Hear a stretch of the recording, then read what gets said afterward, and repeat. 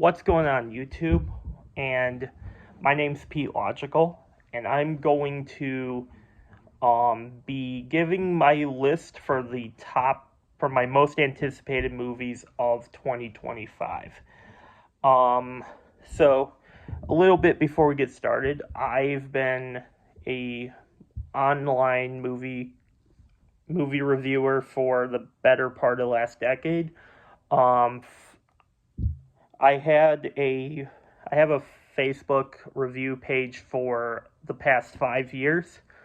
Um, that's on the Radar Reviews. But so but as of a year ago, they haven't been letting me stream from there. So I've decided to take this to YouTube because this is what I want to do.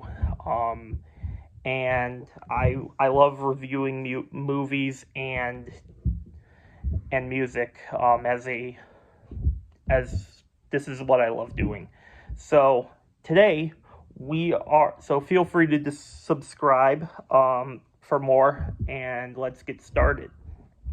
So before I give you my list, I'm going to go over a few honorable mentions. If you saw my end of the year for 2024 over on Facebook, my first honorable mention is Wicked for Good. That's part 2 of Wicked. It was one of my most surprising films of last year. Some other ones are The Ballerina from the John Wick universe, the Untitled Trey Parker comedy. I'm a big South Park fan, so anytime he's in a project, it gets my attention. Then we got Michael. That's the Michael Jackson biopic. F1 starring Brad Pitt, and Pixar's Elio. So all of those are my honorable mentions, and let's get started. Starting at number 10, we got a tie between How to Train Your Dragon and Lilo and Stitch. So these are two of my favorite animated movies. How to Train Your Dragon is just an overall great franchise. And Lilo and Stitch was basically a cornerstone of my childhood, and I'm sure anyone else that's around my age. I'm 32, so Lilo and Stitch was like everybody's childhood at that age growing up. I think these two lend themselves very well for a live action version. I know live action versions are kind of hit or miss, which is why it's at number 10. But there have been a few good ones over the years. Some of them have been bad, like Mulan, for instance, or The Little Mermaid, The Lion King. Like those are not too well done, but there have been a couple of them that flew under the radar and were okay. But these ones of the live action movies that are releasing in 2025, these two have my attention, so which is why it's here. At number 9, we got another tie between two horror movies. That's Thread: An Insidious Tale and Megan 2.0. So growing up, I was never huge on horror until I got to college. And I watched the first 2 Insidious movies over at a friend's house, and getting ready for the third one that was coming out, I basically wanted to broaden my horizons, because up to that point, I've only seen like the big horror movies, like the Halloweens, the Nightmare on Elm Streets, the Friday the 13th of the world, and Scream is a big franchise for me. That's my favorite horror movie and my favorite horror franchise. But but after seeing Insidious, it opened my attention to the horror genre, so I'm basically going to watch anything good or bad from the franchise. And then you have Megan 2. Megan was a surprise. I thought the trailer was okay, but nothing like that looked too impressive until I watched it. And while I think that's a good entry horror level movie for people who's just starting to get into it, they might really like it. Um, and it was fun. Better than what I was expecting at the time. So I'm kind of excited for the sequel. Megan 2.0 should be a fun sequel for it. All right, moving on. At number 8, we have Novocaine. I'm a Jack Quaid fan. I was first introduced to him from the Hunger Games, but recently I got into The Boys, and I love action movies, and Jack Quaid and Carl Urban's characters are two of my favorites on The Boys. This one seems to be heavily inspired by that kind of genre. So you mix the two together, and I'm very excited to check that out. I actually was introduced to Novocaine, the trailer, because a friend of mine posted it on his Facebook page. And yeah, I am excited to check this one out when it streams. I'm trying to get into more stream movies because last year I had there were some mainly at the bottom part, so I didn't think deserved to be there. So I'm going to try checking out more stream movies as long as theatrical releases for 2025. So if that is up your alley, please hit the like button and subscribe for future content.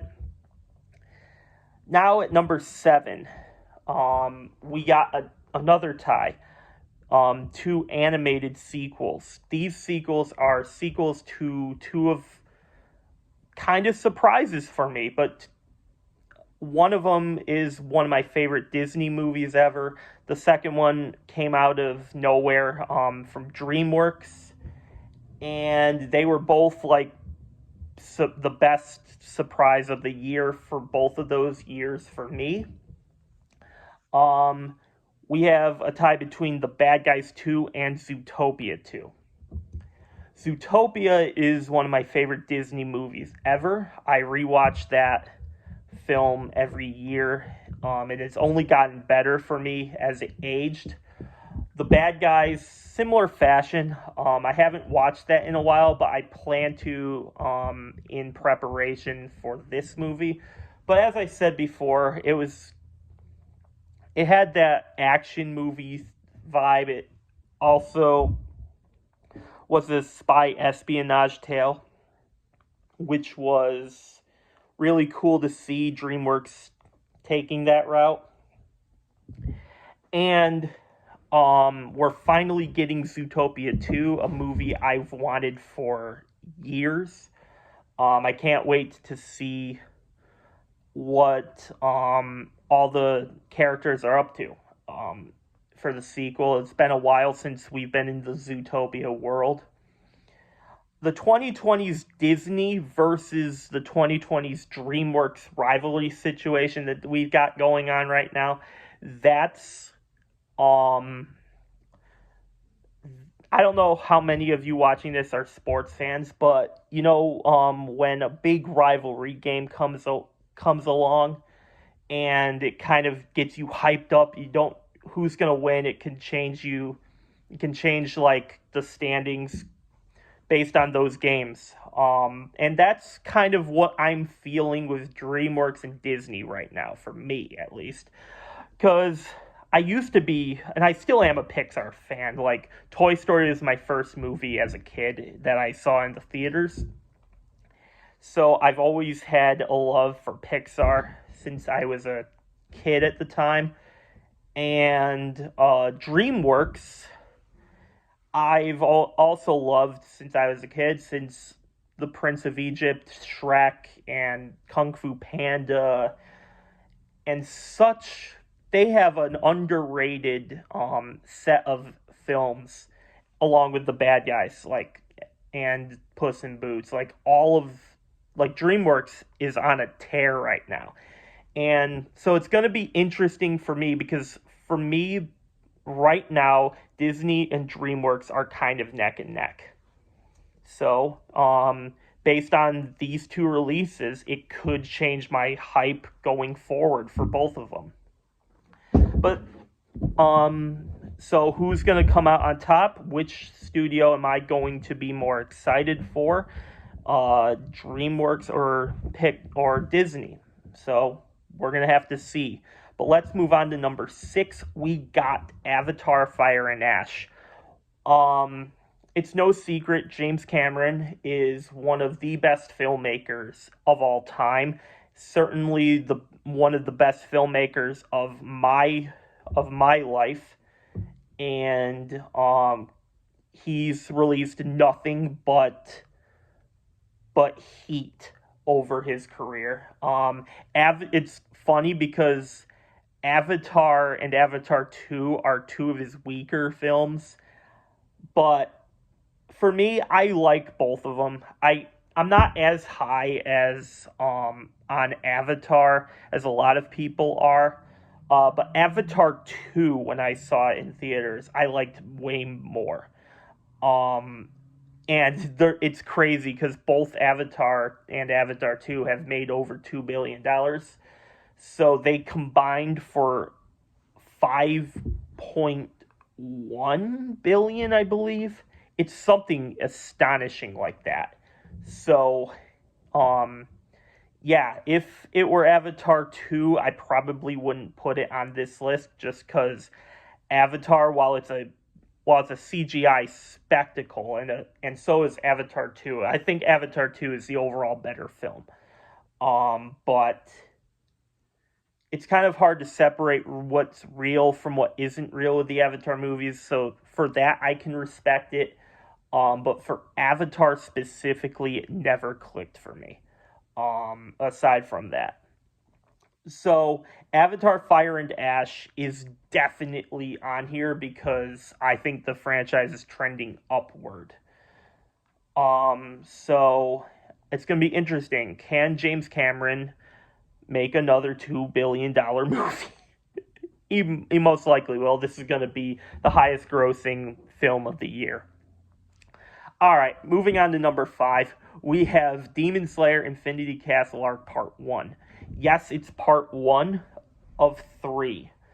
I'm a big Demon Slayer fan. Mugen Train was incredible in 2020. It's just crazy that movie and that season of the show came out then. It was because Demon Slayer came out at the right time for me, because before the new wave of anime, I've more or less fell out of it after the anime that I watched as a kid moved on to bigger and better things.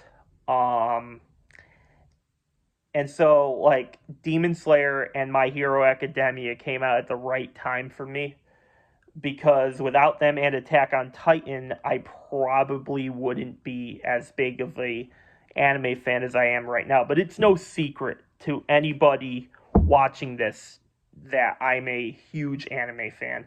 Demon Slayer, I love the characters. Tanjiro and Nezuko's relationship is just inspiring.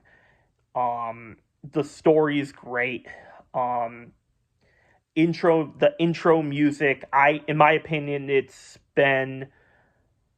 it just gets better each time. And especially the final seasons of the show, like, they ended on such a high for me that I'm so excited to see what the next part is. And since this is the finale of the anime, splitting up into 3 movies is an interesting strategy. Will it work? Who knows? I think it will. I don't think um,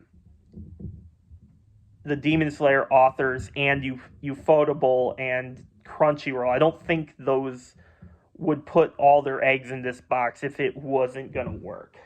So, yeah, September 12th can't come here fast enough.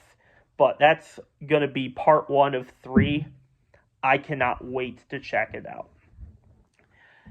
At number 4, we got Karate Kid Legends. So, being a 32-year-old millennial, I am a big Karate Kid fan, specifically 1 and 2. I think those are the best films of the Karate Kid universe. The rest of them are kind of, I wouldn't say they're bad, but they're just not for me. But that all changed when I watched Cobra Kai for the first time. Because ever since I watched Cobra Kai, that show has been getting better over time. The feels it can pull out of me when like a big event happens or someone just gets himself into a situation, you're like, oh no. And it just has been incredible up till now. This final season, I don't think it's been as good as the previous, but like seeing the Sekai Taikai in full effect, and especially after where we left off, brother, I can't wait to see what the rest of them. Hopefully they go more into Mr. Miyagi's backstory, more in either this final part or in the movie, because this movie is going to be taking place after the events, I think 5 years after Cobra Kai. So, we'll have to see. But Cobra Kai is my favorite show of all time. And Karate Kid Legends, I think, is going to be fantastic when it comes out. Alright, moving on to number 3. This is basically a 3-way tie between the new MCU projects coming out. So I'm going to rank them quickly from least excited to most excited. That way you know where I'm coming from in this tie for third place. So at number 3, I have Thunderbolts right now, but the trailer was super, super good. Captain America Brave New World is second. That's going to be the first of the 3 releases, coming out in a little under a month from now. Actually, at the time of this recording, it's January 15th, so a little under a month away from Captain America Brave New World. And of course, number 1 is Fantastic Four: The First Steps. No, The Fantastic Four: First Steps, not The First Steps. Sorry, one job. So it's no secret that last year wasn't exactly the best year for comic book movies. They had only 2 good movies, which were My Hero Academia You're Next, which I have yet to see because my theater didn't show it, and Deadpool and Wolverine, which came in at number 8 on my year-end list for 2024. The rest of them, even though I haven't seen Kraven yet, the rest of the projects were made too bad, to say the least. just all year, it's just been a very disappointing year for comic book movies in 2024. So I have hope that the projects coming forward will change all that. And I think the MCU has 3 very good movies lined up. Brave New World has went through a lot of reshoots, so that has me concerned a little bit. And the Thunderbolts, while I think that Taskmaster in specifically has sort of like went in such a weird direction, I do believe that the serious tone for at least the Thunderbolts and Captain America Brave New World, along with the Suicide Squad kind of style for Thunderbolts, even though they're all anti-heroes and not villains, all those sound good for me. So I think they're all going to surprise us. The Fantastic Four probably is going to be objectively the best movie of these 3, which is why I have it as the 3A. But Captain America movies don't miss. The trailers looked great. I can't wait to see Harrison Ford as Red Hulk. Will he show up in Thunderbolts? We gotta see. I hope so, because Red Hulk's a pretty cool character, and I've always wanted to see him on the big screen. So we're finally getting that in Captain America. And as I said, the trailer for Thunderbolts looked really good. The more serious tone MCU is what I've wanted for a while.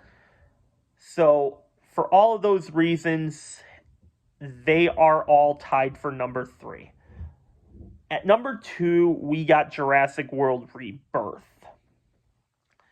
Jurassic Park is one of my favorite movies of all time, and it is universally accepted at this point as one of the best movies ever made. I'm just throwing that out there. It's just, if you don't like Jurassic Park, I want to know why, because everybody I've talked to about the first Jurassic Park movie, they all love it. But having said that, the franchise as a whole has been hit and miss. I think Jurassic World is a good movie as well. I saw that in the theaters, and that was objectively a great movie. So I was excited to see what followed up, but then we had Fallen Kingdom, which was probably the weakest of the trilogy. And then we had Jurassic World Dominion, which I am more positive on it than most people are, but the storyline with the locusts, that just was such an odd decision when they could have had the main 3 come back to save dinosaurs around the world. They choose to have it be an espionage story with locusts. Like, that's a weird way of bringing back your lead characters. But hey, I'm not the director, so that's what they chose to do. But so you can see, like, 2 of 6, so that's a third of the franchise is objectively good for me. The others are kind of either bad or mid. But so having said that, Peter, why is it number 2? Well, the writer from the first Jurassic Park movie and The Lost World, which I'm not as high on as other people, he's coming back and he's going to work on this movie. And it's taking place 5 years after Jurassic World Dominion, and there's a new cast of characters. And two of those names that are in this movie are Mahershala Ali and Scarlett Johansson. So, anytime we have two of my favorite actors out there right now, anytime you have the writer of Jurassic Park working on this movie, it's a win for me. So, that's why it's number 2. I hope it's good. And coming in at number 1, we have Superman.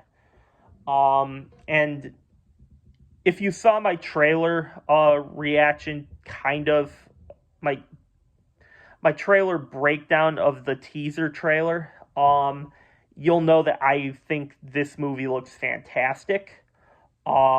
James Gunn he just releases heat after heat. It seems like the only mid movie that he's released, even though I don't think it's bad, was Guardians 2. And if that's your weakest movie, I think you are doing pretty well. Because the others he directed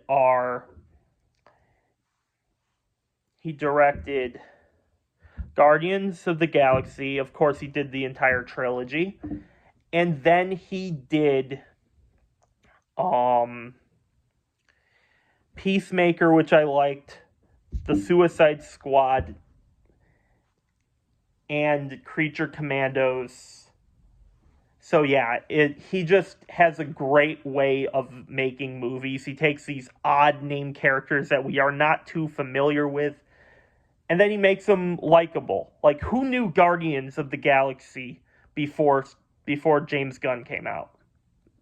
The only thing is that has me a little hesitant is that how will he do with big name superheroes? Because everyone knows Superman. So how's he gonna do that? Is there too much in the movie? We'll have to see, but in my opinion, and a lot of people's opinion on this, DC, if they want to really get people watching their movies again, this movie has to be at minimum a good movie. And it has to have that feeling of you wanting more. Because if this movie is meh to disappointing, that's not a good start. I don't think it has to be number 1 at the box office or anything. I don't think it has to even be in the top 8 of its box office score. I just think it's got to be a good movie, because some people don't trust DC, so they're probably going to wait to stream it anyway. So if they find this to be a good movie, then that's all that matters. And if I can't have Anthony Russo and if I can't have the Russo brothers, the next person that I'd want to direct a comic book movie is James Gunn. I think he's earned my trust, so until he has a bad movie, I'll have my faith that James Gunn is going to turn DC around. They need a massive win, and I think he's the guy to do it. All right, so recap. So at number 10, How to Train Your Dragon and Lilo and Stitch. At number 9, Thread and Insidious Tale and Megan 2.0. At number 8, Novocaine. At number 7, The Bad Guys 2 and Zootopia 2. At number 6, Avatar Fire and Ash. At number 5, Demon Slayer Infinity Castle Arc Part 1. In number 4, Karate Kid Legends. At number 3, The Fantastic Four First Steps, Captain America Brave New World, and Thunderbolts. And at number 2, Jurassic World Rebirth. And coming in at number 1 is James Gunn's Superman. And that is my list for most anticipated movies for 2025. Be sure to leave a like on the video, comment some of your favorite anticipated movies of the year. I'd love to hear them all, and subscribe if you want more. My next video will probably be my review of Kraven the Hunter, and I also want to do a series review of Creature Commandos. So, look, those are coming, and I will see you all next time. Later.